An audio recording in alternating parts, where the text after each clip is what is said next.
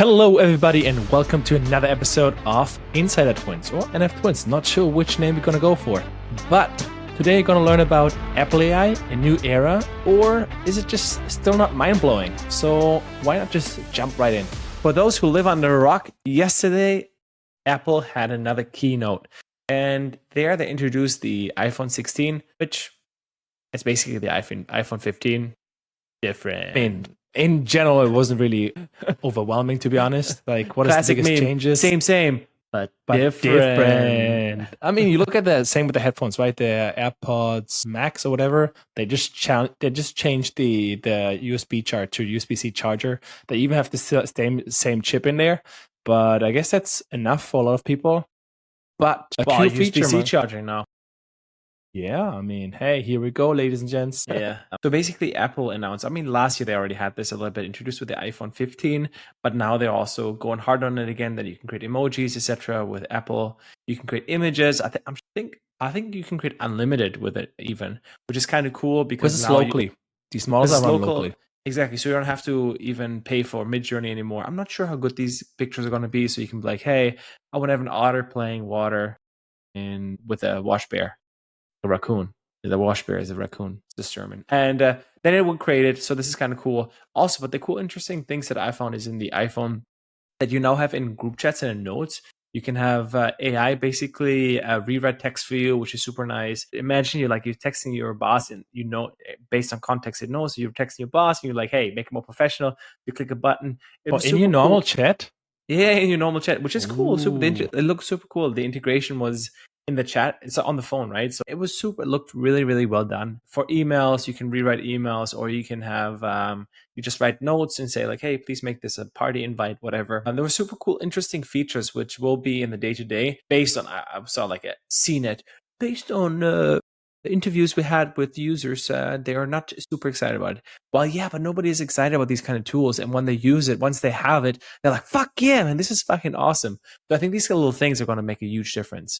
I mean, in general, isn't that AI? I mean, if you don't notice, like it's smooth, like you already like it's making your life so much easier or better. I mean, in general, I think I want to drift now a little bit from Apple also to general AI. Biggest one is, for example, for customer support. Imagine you just got your flight canceled, or you're calling your bank, right? Because you are hate that when that happens. Ooh. So you're in, for example, let's say you're from the US, so you're traveling in Europe, you're in Italy, and you want to use your card, and you didn't tell the bank that you're going to travel to Italy. Now your card is going to be locked. Well, what are you going to do? First, you're panicking because you're like, oh my God, I can't pay. Then you have to ask somebody for cash because you weren't carrying cash. I mean, that's already awkward. But now, how do you unlock the card? Well, you got to call them, right? First thing, man, I've done this. Is so painful. More than I want to admit to. Let's be honest. And then during the process, porn. That's exactly. I'm trying. I was buying it for you, but because you had a little shame. Anyways, so you're trying to unlock it. So you're calling them, and then you're like, either have like the robot, which is like, oh, press 1 for this, or could you repeat this, please? Or you're talking to, I don't know, somebody in wherever who doesn't even speak barely English or your language, and then you're trying, or they're not even available, right? Also, my favorite.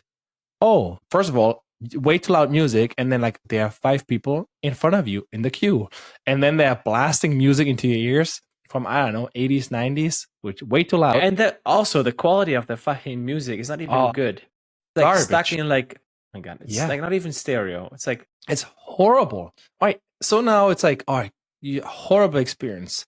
So with AI, all of this can be solved. And actually, it is right now in the process of being solved, because basically you can automate everything with AI. So it will answer all calls at the same time. So you don't have a queue anymore. And it's so much better from responding because you can just give it their own knowledge base. So it will, or actually also like patterns or like decision trees. Let's give it decision trees, right? Because like the problem with a lot of AI things or AI tools are that they are imagining things, right? So, yes. So you can give... Exactly. So you can basically give it guardrails, and then it just goes through there, and just voila, you have your bank or your card unlocked. Super easy. And of course, you're probably going to have a super nice voice in an accent that you like, which is really nice. It's also interesting because they can connect that with the Face ID anyways. because nowadays, I mean, there's a lot. I don't know if you guys ever used it. So if you sign up for usually nowadays banks, etc., they have this look at the camera, look to the left, to the right, up, down, say hello, etc., so that they know there's no filter on it, basically. Ooh. And so they can integrate this in the call and you have it all in one application, and That's a good makes question. it much faster. That's a good question because I don't know, because technically the Face ID is you're talking about basically for verifying. No, I'm that verifying. you're- Like, look, because Yeah, the thing yeah, is you have true. to verify that Yeah. it's you, right? Yeah. And usually they can either do with they have- ID, you tell it, or something else. Interesting, but they have a provider who has to do it like manually. It might be cool, I don't know, interesting. but way, it could 'cause, be yeah, at some point when you can just do it, right? I'm sure it It's will just be like all that. automated because then you don't need all these like I don't know where they working in Eastern Europe who need to verify. Please look to the left now, look to the right now. So it's a pain in the ass. So like on onboarding, I see that as well. But I think that that's just one of the points, right? The second one is actually I got this all from the Y Combinator podcast, which I really liked because they also were talking about, for example, for developers, right? Because I mean, for the everyday user, there might be not much as case, but for example, for developers, it helps them so much. I mean, Mark, how much have you been using it? Yeah, Well, fucking for developing. man. Well, I'm a no coder, so I don't fucking Exactly. code. But need to, this is the thing with no code in general. It's like you still have some components that need specific or custom code, and for that is fucking amazing. And especially because the thing is, just because I use no code doesn't mean the rest of the world doesn't use no code. So I fucking have to understand the code that other people have already created, and then I can use it. So I use it a lot. Yes. So that's Fantastic. That's already one example, right? Another thing is think about kids. Okay, so think about what do very young kids do, I don't and what know. can be Ask a quite lot of annoying. questions. Exactly, like what we did when we were younger, right? We ask a lot of Why is that? questions. Why? Yeah, why? I mean, as a parent, I mean, assuming I'm not a parent, I have no kids, but I'm assuming it's very nice for a few questions. But if they ask all the time, it might get annoying. So some kid or some parents, it might be very annoying to answer a lot of questions, even though it's very well intended. Now, with AI tools, you can just basically giving a tool, might be, I don't know, a toy, whatever. Of course, you need to have guardrails, but then you can answer all the questions. So the kids actually get encouraged to ask things. Because in the end, it's like if you, for example, discourage a kid to learn or like answering questions, it will later on have problems learning because it doesn't want to like why? It's not motivated by it. So like when that you have a lot, a young, actually. But how Yeah, would you think- implement that? Because think about it, it's in real life. Like if it's in real life situation, right? Not on a computer. You're working on you're fixing toilet, and then smart glasses. Right. My idea would be just smart glasses. Just came up right now. For example, Meta's smart so the glasses. kid would wear these smart glasses. For example, or too. might be a toy, right? And it's just like a robot which can, I don't know, drive whatever, and then you can talk with it and then it just like ask it, like show it because it has a like it's Yeah, but what say, if it's like what is if this? it's a complex What is interaction, this? right? Yeah, but it's just like more of like, hey, why are you doing this? And why are you doing this now? Why are you doing this now? Like the example that our parents gave us about our brother. Who, Well- when he was young, he was asking basically the guy who fixed the toilet, why are you doing this? And now why are you doing that? Why are you doing this? So basically, he needed to understand the whole process. But he, at some point, obviously, the guy got super annoyed because, I mean, let's say 10 times the I get question. it. It's just exactly. So that's why at this point, that'll be super cool. So you need to have a view of it that it needs to analyze visually, etc. Exactly. So like a little robot. Locally, it needs to be run locally because otherwise it's too expensive. So it needs to have a decent chip in it. And that's That's what kinda we're cool. seeing, right? We already see that happening with Apple, like running parts of the models locally, right? Of course, the big Mhm. ones, ChatGPT, will always ask you, "Hey, are you sure you want to use this for ChatGPT, etc.?" Which is like really nice that they're doing for privacy reasons. But I'm sure it will happen locally as well, like on toys, etc. Let's give it a few years, and then it would be super helpful. And I think it will have a great impact on the younger generation, especially with because it just like encourage them to explore more things, which I think is really, really nice. Like that. You know what I was thinking also? Tell me. I want to come back to Apple. Go back, baby. All right. So one of the things I wanted to talk about as well is AI, how it is impacting. I'm going to call it niche groups or people that have specific needs. So one of the things that Apple just announced as well, and I know that Samsung has done it as well, but I'm not sure. But is hearing aids. So basically, they announced a new software update for AirPods Pro 2. So basically, what I do is you can have it on the phone, the iPhone. You can just click on it, and you plug in the AirPods, and then you have a hearing test, which is certified. It's just an official hearing test. I'm not sure Wow. if it's certified. I'm guessing it's the same level as somewhere else. And then afterwards, which is super cool, you can use it as a hearing aid. So depending on the test, and it's Man, we should personalized. give this to our dad, right? As Hell a good Christmas gift. Because like, huh? What? So it's fantastic because then also you don't have the stigma of wearing a fucking regular hearing aid. Obviously, it's probably not going to be as good, but it's super interesting because it uses as well AI to understand which of the words That or is things he super has smart. issues to hearing, right? If it's the environment around it, or if it's words, or what is the word, like, I don't know, is it the S in words he doesn't hear, etc. So it's super, super cool in that regard that you can adjust that. And obviously they announced other things such as, I think it was called like basically hearing protection, which is just noise canceling, I think. So, but I thought that was super cool.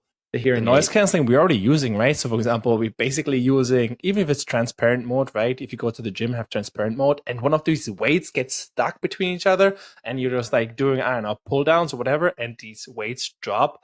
Jesus, you're almost So loud. deaf. So yeah, no, I don't like that. It's super annoying. But that's what I'm saying. That, well, the noise canceling, I think the hearing protection is basically just the marketing thing.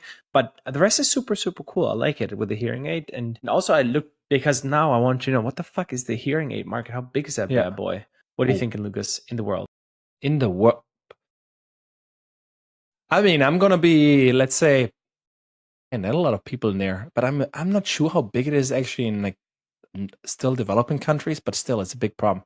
Let's say 10 billion, even though it is actually right now almost 13. It's like 12.96 billion USD. I was close. They were really good. Damn. Honestly, I was thinking about this. I was like, all right, the thing is with hearing aids, because I know our dad and his friends, they never want to fucking put it on. They have bad hearing. So it's one of the things, I think it's underdiagnosed because people don't want to admit to it. And when they have diagnosed, I still think they don't want to buy all this stuff. Man, look at our mom, right? She was like almost blind on one eye and is like, no, I look great. I can see great. It's exactly. Like, so it's one of these things. After surgery, it's like, oh, damn, the world looks so different. Exactly. Because you don't know what you're missing out. If it's like gradually going, like increasing and like how, like worsening, let's put it this way, then you can't even see it. So, but the cool thing about the hearing market is that's actually fucking grown rapidly, bro. So by 2032, it's going to be 34.76 billion, which is a lot. That's a big increase. In 8 years and 32, it will be, how big will it be? How many billion? 34.76. Wow, it will be almost triple.